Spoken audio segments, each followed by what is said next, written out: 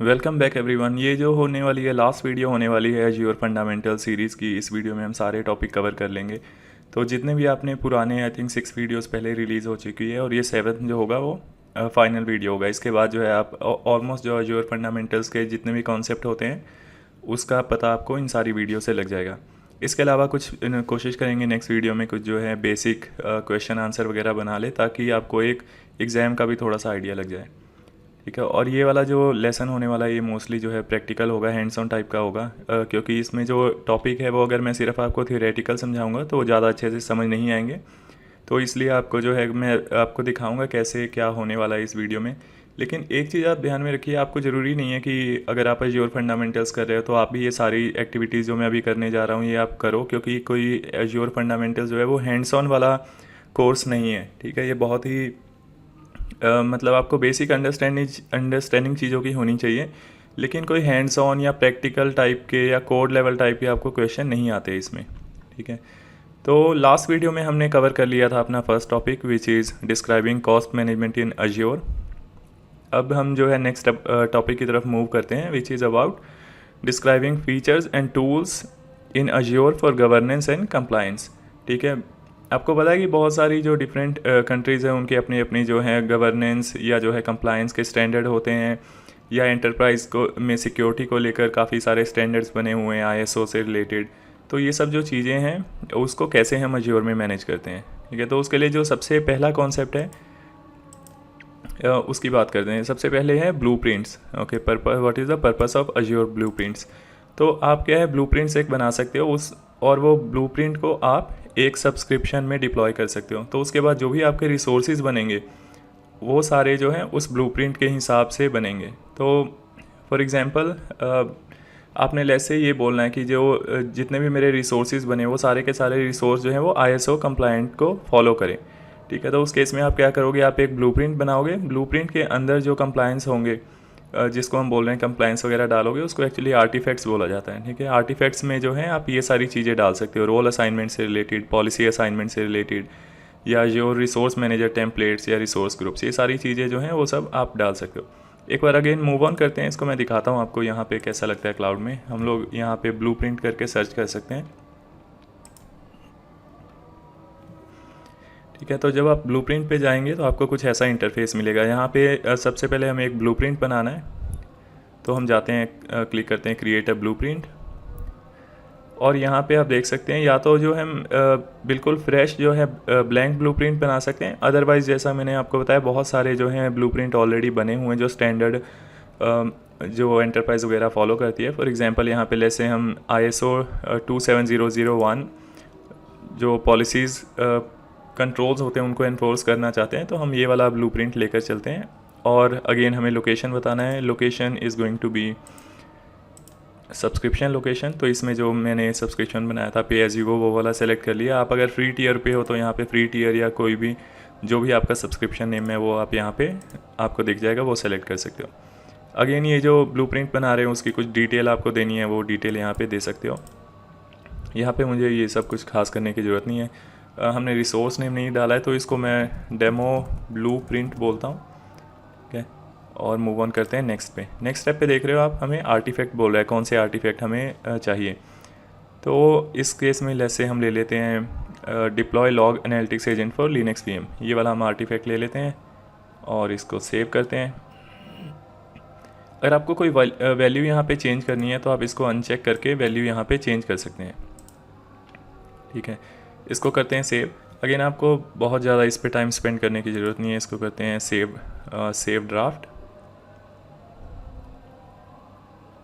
थोड़ा सा ये टाइम ज़रूर लेता है जब भी इसको सेव करते हैं। जैसे मैंने सेव ड्राफ्ट पे क्लिक किया, अब यहाँ पे आप देख रहे हो सेविंग ब्लूप्रिंट डेफिनेशन। तो हमारी जो ब्लूप्रिंट है वो डिफ़ाइन हो गई है। तो अब हम ब्लूप्रिंट डेफिनेशन में अगर लेफ्ट में आप देखोगे जाएंगे तो यहाँ पे डेमो ब्लूप्रिंट जो हमने बनाया था और उसके अंदर जो ब्लूप्रिंट की डेफिनेशन है वो सारी आपको यहाँ पे दिखनी शुरू हो जाएंगी। उसके बाद आप पब्लिश ब्लूप्रिंट पे करके इसको पब्लिश कर सकते हैं। इसको मैं नाम देता हूँ डेमो ब्लूप्रिंट वर्जन 0.1। अब यहाँ पे जो वर्जनिंग है वो आपको मेंटेन करनी पड़ेगी। Blueprint version is not valid, इसको 1.0 दे दें। ठीक है। तो बेसिकली क्या हो गया, इसको वर्जनिंग पे क्यों इशू कर रहा है। Okay, let's change it, demo blueprint.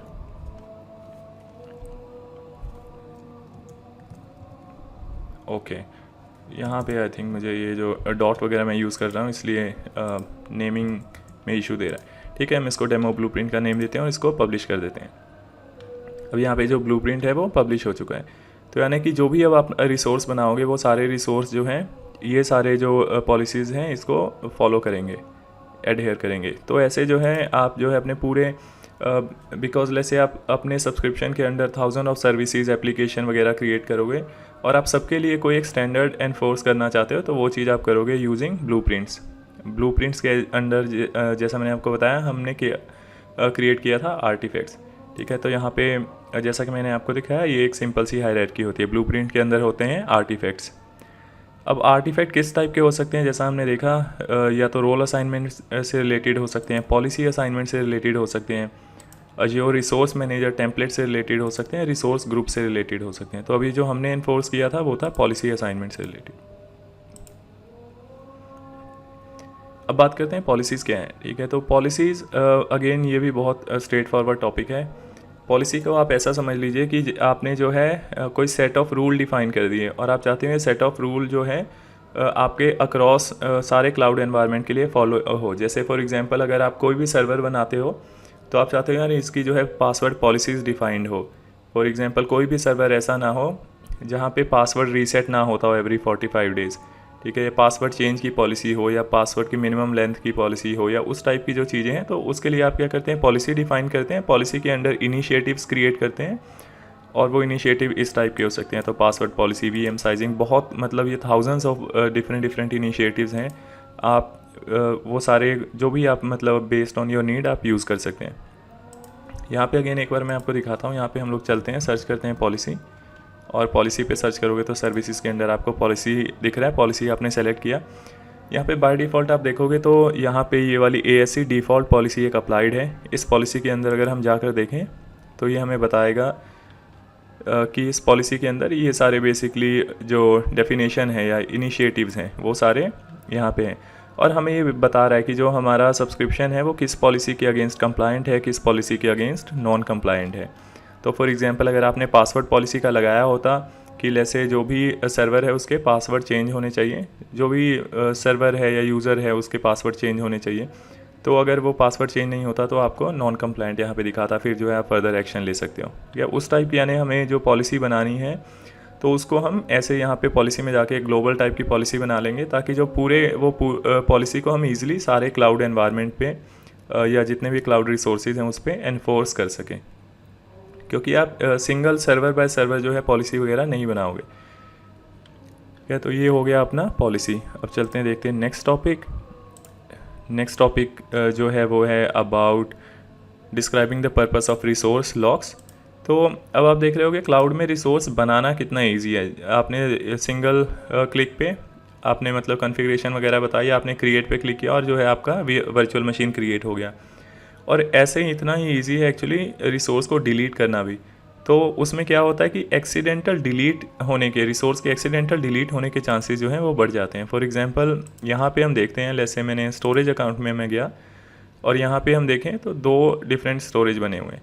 अब ये जो डेमो स्टोरेज 3219 है इस पे चलते हैं और इसको अगर मुझे डिलीट करना हो, ठीक है, जैसे यहाँ पे आप एक्चुअल में अगर कंपनी वगैरह में काम करोगे यहाँ बहुत सारे डिफरेंट स्टोरेज हो सकते हैं, हंड्रेड्स हो सकते हैं, 1000 हो सकते हैं, और जैसे आपने गलती से जो आपको क्लीनअप कोई और स्टोरेज करना था आपने कोई और क्लीनअप कर दिया। फॉर एग्जांपल आप डिलीट पे गए और आपने उसको डिलीट मार दिया गलती से, ठीक है। तो उस चीज़ों को प्रिवेंट करने के लिए हम क्या कर सकते हैं, हम उस चीज़ों को प्रिवेंट करने के लिए लॉकिंग मैकेनिज्म होता है वो यूज़ कर सकते हैं। तो फॉर एग्जांपल इसमें चलते हैं डेमो स्टोरेज 3219 में, और इसके यहाँ पे स्क्रॉल डाउन आप करोगे तो सेटिंग्स में हमें लॉक दिख रहा है, ठीक है। तो हमने सेटिंग्स में लॉक्स पे गए, लॉक्स में करेंटली यहाँ पे कोई लॉक नहीं है, बाय डिफ़ॉल्ट कोई लॉक नहीं होता है। हमने क्या किया, एक लॉक ऐड कर लिया और लॉक का नाम डाल देते हैं डोंट डिलीट, और हमने लॉक टाइप में सेलेक्ट कर लिया डिलीट। इसको करते हैं क्लिक ओके पे, ठीक है। अब क्या होता है, अब मैं अगर इस स्टोरेज को डिलीट भी करने जाऊँगा तो ये मुझे अब चलते हैं यहाँ पे और इसको डिलीट करके एक बार मैं दिखाता हूँ आपको होता क्या है। फॉर एग्जांपल इसको डिलीट करने जाता हूँ, लेट्स से यहाँ राइट करता हूँ येस, क्लिक किया डिलीट पे। आप देखो यहाँ पे हमें एरर आ गया कि जो ये जो रिसोर्स है ये लॉक्ड है, ठीक है। तो कोई भी जो एक्सीडेंटल डिलीशन है उससे आप बच गए हो। और अगर इसको आप डिलीट करना है तो फिर से आपको जाके पहले लॉक हटाना पड़ेगा। तो हम जाते हैं यहाँ पे सेटिंग्स में जाके लॉक्स पे जाके आप इस लॉक्स को वापस रिमूव कर दो, तो वापस से जो है आप इस रिसोर्स को डिलीट वगैरह कर सकते हो, ठीक है। तो कोई भी जो एक्सीडेंटल डिलीशन वगैरह प्रिवेंट करने के लिए ये जो बहुत ही अच्छा फीचर है, इसको यूज़ करते हैं। अब चलते हैं नेक्स्ट टॉपिक पे। नेक्स्ट टॉपिक है सर्विस ट्रस्ट पोर्टल, ठीक है। तो ये इस पे आई थिंक इस पे बहुत ज़्यादा आपको क्वेश्चन नहीं आएंगे। आपको बस इतना पता होना चाहिए कि अगर आपको अज्योर कौन से गवर्नेंस या कंप्लायंस जो है पॉलिसीज़ या चीज़ें फॉलो कर रहा है, तो उसके लिए आपको servicetrust.microsoft.com आप यहाँ पे जाएंगे तो वो सारी डिटेल आपको मिल जाएंगी। फॉर एग्ज़ाम्पल जैसे आपका जो कस्टमर है, आप किसी प्रोजेक्ट में काम कर रहे हैं, कस्टमर है, वो कस्टमर वांट्स टू नो कि यार कौन कौन से चीज़ें या कौन सी कंप्लाइंट जो है वो फॉलो हो रही हैं अज्योर क्लाउड में। या जैसे आप कंपैरिजन करना चाहते हैं अज्योर क्लाउड का AWS क्लाउड से in terms of security and so on, ठीक है। तो उस चीज़ में जो है आप ऑब्वियसली सर्विस ट्रस्ट पे जाके ये सारी आपको डिटेल मिल जाएगी। इसमें अगेन इससे रिलेटेड क्वेश्चन बहुत ही स्ट्रेट फॉरवर्ड टाइप के होंगे कि किस टाइप के सर्विस ट्रस्ट पे किस टाइप की डिटेल आपको मिल सकती है। तो एक बार आप यहाँ जाएंगे आपको पता चल जाएगा मोटा मोटा किस टाइप की यहाँ पे डिटेल्स अवेलेबल हैं। एक बार इसको गो थ्रू कर लीजिए, उसके बाद आपको याद रहेगा। इसमें कोई बहुत ज़्यादा डिफ़िकल्ट क्वेश्चन आने वाले नहीं है। मूव ऑन करते हैं नेक्स्ट टॉपिक पे, ठीक है। तो ये वाला मॉड्यूल हमारा हो चुका है कंप्लीट। मूव ऑन करते हैं थर्ड मॉड्यूल पे। थर्ड मॉड्यूल जो है इसमें अपना जो मेन टॉपिक है describing Azure portal. Azure portal हमने अभी ऑलरेडी हम यूज़ कर रहे हैं, तो वी नो कि अज्योर पोर्टल क्या है। अज्योर पोर्टल हमें फैसिलिटी दे रहा है, ये काइंड ऑफ इंटरफेस है to interact with all of the Azure services resources and all. तो ये है अपना अज्योर पोर्टल। अब बात करते हैं कि अज्योर शेल क्या है एंड अज्योर पावर शेल क्या है। तो यहाँ पे आप मैंने एक इंटरफेस जब हमने फर्स्ट टाइम माइक्रोसॉफ्ट अज्योर पे लॉगिन किया था तब मैंने आपको बताया था कि कोई भी रिसोर्स या कुछ भी जो भी आप एक्शन कर रहे हो, कोई सर्वर बना रहे हो, वो सब बनाने के मल्टीपल तरीके हैं। तो एक तो ये है कि हमने यहाँ पे जाके हमने अपना रिसोर्स वगैरह बना लिया GUI ग्राफिकल इंटरफेस को यूज़ करके। सेकंड तरीका क्या है, जिसको कमांड लाइन यूज़ करना है या जैसे जिसको प्रोग्रामिंग करके ऑटोमेटिकली जो है सर्वर्स वगैरह बनाने हैं, तो वो जो है क्लाउड शेल, ठीक है। यहाँ पे आप देखो क्लाउड शेल यूज़ कर सकते हैं।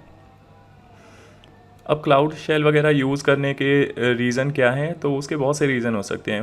आप चाहते हो, जैसे कि मैंने आपको बोला, आप चाहते हो प्रोग्रामेटिकली वे में या जो है डायनेमिकली आप सर्वर वगैरह बना पाओ, तो उस केस में जो है आप क्लाउड शेल यूज़ करोगे। क्लाउड शेल पे जब आपने क्लिक किया आप देख सकते हो यहाँ पे बैश या पावर शेल आ रहा है। तो दो ऑप्शन है। पावर शेल जो है वो ऑब्वियसली पावर शेल के सिंटेक्स को फॉलो करता है, बाकी सारे फीचर सेम है। Only difference is PowerShell वो यूज़ करेगा पावर शेल के सिंटेक्स या पावर शेल के सिंटेक्स सिमेंटिक्स वगैरह। और बैश में क्या है, अगेन जो बैश के साथ ज़्यादा फेमिलियर हैं या जो लिनक्स वगैरह के साथ ज़्यादा यूनिक्स के साथ फेमिलियर हैं, वो लोग बैश शेल यूज़ कर सकते हैं। तो this is the only difference, इसके अलावा इसमें कोई और डिफरेंस नहीं है। अब मैं आपको एक सिनेरियो बताता हूँ। फॉर एग्जांपल ऐसे आप जो है आप एक लैब एनवायरनमेंट बनाना चाह रहे हैं, तो आपने एक वेबसाइट बनाई है और वेबसाइट पे जो भी यूज़र यूज़र जो है डिफरेंट लैब टाइप सेलेक्ट करता है। फॉर एग्जांपल यूज़र सेलेक्ट करता है कि हाँ मुझे 10 दिन के लिए एक लैब एनवायरनमेंट चाहिए। तो जब यूज़र साइन अप करता है, वो ऑप्शन सेलेक्ट करता है, रजिस्टर करता है, पेमेंट करता है, उसके बाद आप चाहते हो उसके अकॉर्डिंगली जो भी उसने जो सेलेक्ट किया उसके अकॉर्डिंगली ऑटोमेटिकली जो है आप रन टाइम पे एनवायरनमेंट बना दो, एक जो है कंटेनर बना दो या जैसे सर्वर बना दो और वो लैब का एक्सेस उस बंदे को दे दो, ठीक है। तो ये क्या हो गया, यानी आप डायनेमिकली जब कोई रजिस्टर करेगा तभी आप जो है अपने रिसोर्स जो है अज्योर पे बनाना चाहते हो। तो डायनेमिकली के लिए ऑब्वियसली हम जाएंगे बैश या पावर शेल, इनमें से एक हम जो है स्क्रिप्टिंग लैंग्वेज वगैरह यूज़ करेंगे। ऑब्वियसली माइक्रोसॉफ्ट अज्योर के काफ़ी APIs भी हैं, तो हम उसको भी यूज़ कर सकते हैं, ठीक है। तो ये हो गया अपना एक क्विक ओवरव्यू। तो आपको पता चल गया 3 तरीके हैं काम करने की। या तो आप अज्योर पोर्टल पे जाइए, ग्राफिकल इंटरफेस से जो है इंटरेक्ट करके आप जो है रिसोर्स वगैरह बना सकते हैं, सारे काम कर सकते हैं। सेकंड तरीका क्लाउड शेल यूज़ कीजिए, उसमें अगेन 2 ऑप्शन है, अज्योर CLI या पावर शेल यूज़ कीजिए। CLI जो अज्योर CLI है वो बैश वाला है, पावर शेल जो है वो पावर शेल है। उसके बाद जो नेक्स्ट टॉपिक है अज्योर आर्क वाले पे आई थिंक अज्योर आर्क वाला हम लोग यहाँ पे स्किप करेंगे। मूव ऑन करते हैं अज्योर रिसोर्स मैनेजर पे। अज्योर रिसोर्स मैनेजर जो है, अज्योर रिसोर्स मैनेजर का भी अगेन मैं आपको दिखा देता हूँ। यानी कि बहुत सारे टेम्पलेट जो हैं वो ऑलरेडी डिफ़ाइन होते हैं। फॉर एग्जांपल आपने देखा होगा जब हम लेट्स डू वन थिंग, चलते हैं एक सर्वर बनाने की कोशिश करते हैं। वैसे तो आपको नाम से पता चल रहा होगा रिसोर्स टेम्पलेट, यानी कि जो भी आप रिसोर्स बना रहे हो उसका आपने एक स्टैंडर्ड टेम्पलेट बना लिया और उसके बाद जब भी आपको नया सर्वर बनाना है तो आपने वो टेम्पलेट सेलेक्ट किया और उसके हिसाब से जो है आपका सर्वर क्रिएट हो जाएगा। और टेम्पलेट में आपने स्टैंडर्ड चीज़ें बता दी कि जैसे आपने एक टेम्पलेट बनाया, उसका नाम दिया आपने डेव लिनक्स सर्वर या डेव यूनिक्स सर्वर, और उस टेम्पलेट में आपने बता दिया कि अगर कोई इस टेम्पलेट के हिसाब से जो डेटाबेस जो सर्वर होगा उसका जो रैम होगा वो 2 GB होगा, CPU कोर इतना होगा, सो एंड सो। तो अगली बार से जब कोई सर्वर बनाने जाएगा, फॉर एग्जांपल कोई वर्चुअल मशीन पे जाके क्रिएट अ वर्चुअल मशीन करता है, तो वो क्या है, वो वाला जो ARM यानी कि रिसोर्स मैनेजर वो वाली इमेज सेलेक्ट कर सकता है और उसके बेसिस पे जो आपका जो सर्वर बनेगा उसी के बेसिस पे बनेगा। यहाँ पे रिसोर्स मैनेजर मैं कोशिश करूँगा नेक्स्ट वीडियो में या किसी वीडियो में आपको डिटेल में दिखाऊँ कि ARM क्या है, उसको हम कैसे टेम्पलेट वगैरह बना सकते हैं। लेकिन हाँ, अगेन क्योंकि ये सिर्फ फंडामेंटल्स हैं तो आपको बस ये पता होना चाहिए कि हाँ, हमें जो है रिसोर्सेज के लिए हम एक स्टैंडर्डाइज टेम्पलेट बना सकते हैं, फिर उस टेम्पलेट को यूज़ करके जो है सर्वर वगैरह आगे क्रिएट कर सकते हैं। Okay, that's all. इस टॉपिक में भी इस मॉड्यूल में भी बहुत ज़्यादा कुछ खास नहीं है। मूव ऑन करते हैं नेक्स्ट टॉपिक पे। नेक्स्ट वाला है, ये इम्पॉर्टेंट है, अगेन काफ़ी पर्सपेक्टिव से इम्पॉर्टेंट है। एक तो अगर आप लिटरली एज अज्योर या क्लाउड की फील्ड में जा रहे हो, अज्योर एडमिन की तरह काम करें, तो उस केस में आपको ये सारे जो ऑप्शन है थोड़ा डिटेल में पता होने चाहिए। तो इसलिए हम जो इसके सारे टॉपिक को थोड़ा डिटेल में देखते हैं। तो सबसे पहले बात करते हैं अज्योर एडवाइज़र क्या है। तो अज्योर एडवाइज़र को हमने उस टाइम भी जब हम कॉस्ट वगैरह की बात कर रहे थे उस टाइम भी हमने टच किया था। ठीक है, तो चलते हैं अज्योर एडवाइज़र पे। यहाँ लेफ़्ट में जाके भी आप एडवाइज़र सेलेक्ट कर सकते हो या ऑब्वियसली आप यहाँ पे भी जाके एडवाइज़र सर्च कर सकते हो। अब एडवाइज़र नाम से ही पता चल रहा है कुछ एडवाइस करने वाला है। तो अज्योर एडवाइज़र क्या क्या चीज़ें एडवाइस कर सकता है। एक तो कॉस्ट से रिलेटेड रिकमेंडेशन एडवाइस कर सकता है। इनफैक्ट आप ओवरव्यू पे जाओगे तो आप देख सकते हो ये जो कॉस्ट से रिलेटेड आपको एडवाइस बताएगा। फॉर एग्जांपल किसी सिनेरियो में लेसे आपने साइज़ तो बहुत ज़्यादा ले रखा है सर्वर का, लेकिन आप यूज़ उतना नहीं करते हो, तो ये आपको सबसे रिलेटेड चीज़ें बताएगा कि हाँ यार, आपकी कॉस्टिंग यहाँ पे ज़्यादा आ रही है, आप यूसेज इतना है नहीं, तो आप उसको थोड़ा रिड्यूस कर लो। तो कॉस्ट इफेक्ट जो भी आपको कॉस्ट बचाने के तरीके हैं वो सारी एडवाइजेस यहाँ पे दिखाएगा। सिक्योरिटी वाला जो है वो ऑब्वियसली सिक्योरिटी से रिलेटेड, फॉर एग्जांपल कोई कहीं पे वल्नरेबिलिटी है, कोई सिक्योरिटी से रिलेटेड मिस हो रहे हैं, तो वो सारी डिटेल आपको यहाँ पे दिखाएगा। एडवाइस करेगा कि ये गाइडलाइंस आप फॉलो करो या ये वाला चीज़ आप इम्प्लीमेंट कर लो। रिलायबिलिटी, अगेन जो आपकी सर्विस रिलायबिलिटी को लेकर है वो सारी डिटेल यहाँ पे बताएगा। Operational excellence and performance, again quite straight forward, आपकी परफॉर्मेंस जो है परफॉर्मेंस से रिलेटेड बताएगा। ऑपरेशन जो है, जो भी डे टू डे आपकी ऑपरेशनल सर्विसेज चल रही हैं, आपके एप्लीकेशन चल रहे हैं, उनसे रिलेटेड जो है डिटेल्स बताएगा। यहाँ पे हम जो ज़्यादा इंटरेस्टिंग है वो एक्चुअली कॉस्ट वाला ही है। कॉस्ट, सिक्योरिटी, ये दो चीज़ें ज़्यादा इंपॉर्टेंट है। उसके बाद obviously reliability, operational excellence, performance, ये आप जो है नीड बेसिस पे इसको आपकी ज़रूरत पड़ेगी। उसके अलावा जो है आप अलर्टिंग भी यहाँ पे इनेबल कर सकते हो। आप जो है अलर्टिंग वगैरह इनेबल कर सकते हो कि यार अगर जो है इस रिकमेंडेशन में कोई रिकमेंडेशन है तो आपको अलर्ट्स वगैरह आ जाए। तो ये हो गया अपना purpose of Azure advisor. Next है अपना Azure service health. Azure service health, इसको भी सर्च मारते हैं। तो यहाँ पे सर्विस हेल्थ में 2-3 चीज़ें हैं। सबसे पहले तो आप सर्विस हेल्थ पे जाओगे तो आप देख सकते हो पूरा जो अज्योर के डिफरेंट डेटा सेंटर हैं या डिफरेंट रीजन हैं उसमें क्या चल रहा है, कि सारे डेटा सेंटर में अभी इज़ एवरीथिंग ओके, सारे हेल्दी हैं या कहीं पे कोई प्रॉब्लम तो नहीं है। तो वो एक आपको हाई लेवल का पता चल जाएगा कि अभी पूरे वर्ल्ड में अज्योर की सर्विसेज हर जगह पे ग्रीन में है, यानी कि सारे हेल्दी हैं। अगर फॉर एग्जांपल लेसे कोई एरिया इम्पेक्टेड होता, मे बी लेसे because of natural disaster and so on, तो आपको वो वाला एरिया यहाँ पे रेड में दिख जाता और वो अफेक्टेड लोकेशन होता। तो इससे आपको फ़ायदा क्या मिलेगा, बेसिकली आप जो है आपको पता चल जाएगा कि हाँ अगर आपका जो है आपकी सर्विसेज उस वाले डेटा सेंटर में या उस रीजन में चल रही हैं तो आपको पता चल सकता है कि आपका प्रॉब्ली कोई पोटेंशियल इम्पैक्ट आ सकता है, तो आप उस हिसाब से प्लान कर लो। नेक्स्ट है प्लान मेंटेनेंस। अगर कोई प्लान मेंटेनेंस हो रहा होगा अज्योर का तो वो सारी डिटेल यहाँ पे आ जाएंगी। हेल्थ एडवाइजरीज़, हेल्थ से रिलेटेड कोई भी सिस्टम के हेल्थ से रिलेटेड कोई भी एडवाइजरीज होंगी वो इन्फॉर्मेशन यहाँ पे मिलेंगी। ठीक है, इसमें जो नेक्स्ट इम्पॉर्टेंट चीज़ है वो है यहाँ पे रिसोर्स हेल्थ। रिसोर्स हेल्थ में जो भी आपके रिसोर्सेज हैं उसका आपको हेल्थ का इन्फॉर्मेशन यहाँ पे मिल जाएगा। अभी ऑब्वियसली हमने यहाँ पे काफ़ी कुछ बनाया ही नहीं है तो ज़्यादा डिटेल है नहीं, लेकिन एक काम करते हैं यहाँ पे हम लोग देखते हैं जो हमने बनाया उससे रिलेटेड कुछ सर्च करके देखते हैं। जैसे कि हमने स्टोरेज अकाउंट बनाया हुआ है तो स्टोरेज अकाउंट में चलते हैं। तो यहाँ पे आप देख सकते हो जो हमारे स्टोरेज अकाउंट्स हैं दोनों हेल्दी स्टेट में हैं। तो यहाँ पे फॉर एग्जांपल अगर कोई मेरा स्टोरेज अकाउंट होता जो नॉन हेल्दी होता तो वो इन्फॉर्मेशन मुझे यहाँ पता चल जाती।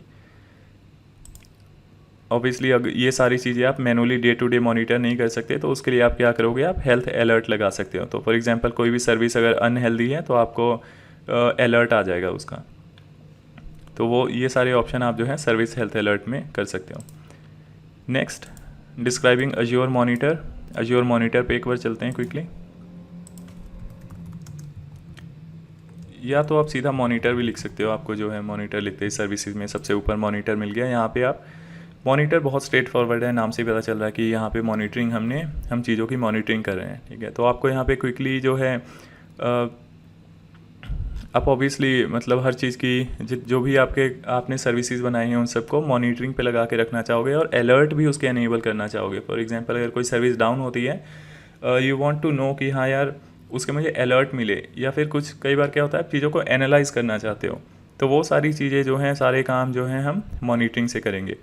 और इसके अलावा फॉर एग्जांपल आप लॉग्स मॉनिटरिंग कर सकते हो कि यार लॉग्स में अगर फेलियर लिखा आ रहा है तो उस केस में आप या तो ईमेल अलर्ट इनेबल कर दो, या फिर आप चाहते हो कि यार अगर फेल लिखा रहा है तो उस केस में कोई पर्टिकुलर स्क्रिप्ट चल जाए जो कि रीस्टार्ट कर दे आपके पर्टिकुलर सर्विसेज को। तो बहुत सारी चीज़ें जो हैं हम यहाँ से कर सकते हैं। तो एक बार चलते हैं क्विकली एक्टिविटी लॉग में।